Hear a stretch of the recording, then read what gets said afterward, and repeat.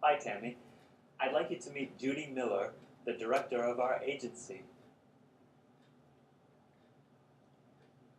It's nice to meet It's you. nice to meet you too. I've invited Miss Miller to sit in on our interview so that she can become acquainted with your qualifications and what you can contribute to the position and to the agency. The interview format will consist of 10 questions. Do you have any questions about the interview process? Oh, yeah. I was wondering, how long will you wait to inform me about the position? About how long? The decision will be made by the end of the week. Okay, thank you. Okay, let's get started. Why are you interested in the supervising clerk position?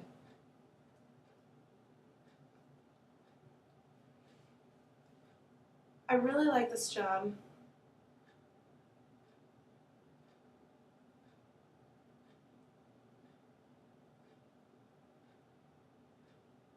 I love meeting people, and it's not fast or boring. What prior work performance do you have that demonstrates your ability to perform the job? Well, I have 2 years experience here working. So I have a BA from the University of Washington. So when I was a student there, I had plenty of jobs, or typing and filing, an extensive list. So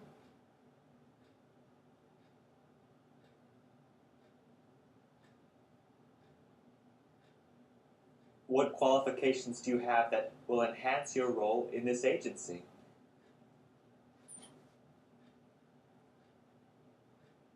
I have really good people skills, good communication skills.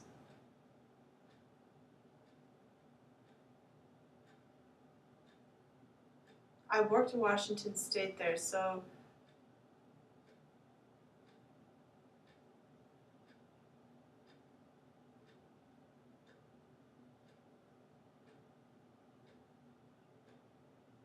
I'm really helpful to the people around me as well. This job requires some evening work and occasional overtime, especially as quarterly reports are due. Are you available for evening work and overtime?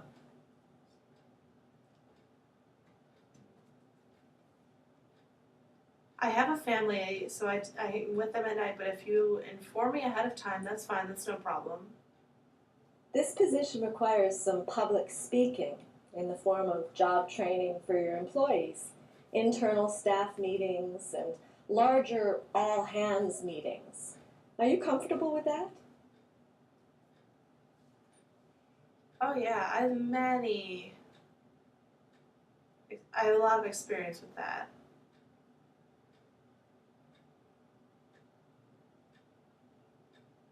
I would have to stand up and I would have to give speeches before all the time, so I'm very comfortable with that. The job will also involve some collaboration with human resources in regards to hiring and firing and any disciplinary action that may become necessary. Would that be a problem for you?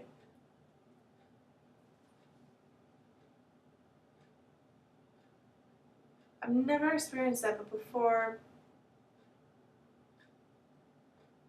1996, I worked in the Miss Deaf America pageant.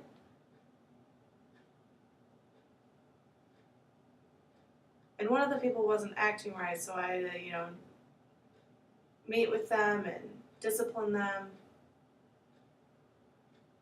and confront them. So, I know how to manage that kind of situation, yeah.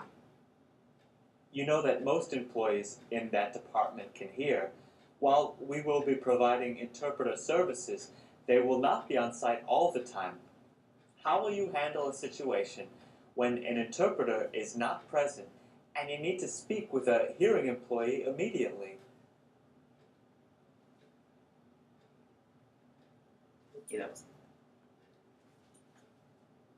I've always communicated just fine with hearing people. Growing up, I'm deaf, and you'd always have to communicate. You'd always have to learn communication skills and just bear with it.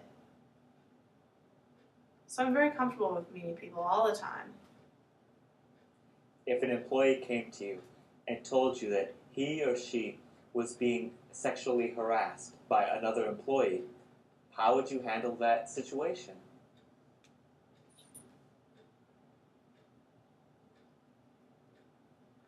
I think it's really important to gather all the facts first before you jump to conclusions.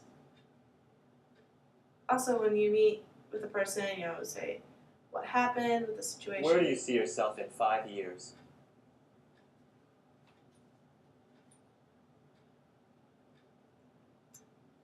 Well, I hope that I'm still working here.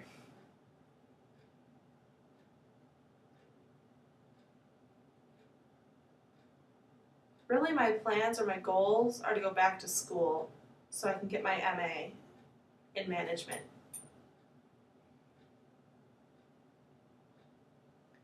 Because now I have good skills, but if I get my MA, it'll only add to my growth.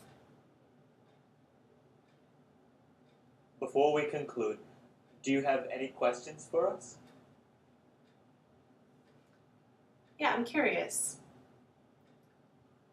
If I get this job, how many people would be under me? I'm just curious. There are currently 10 employees in the department, and we're looking to expand the department over the next few years.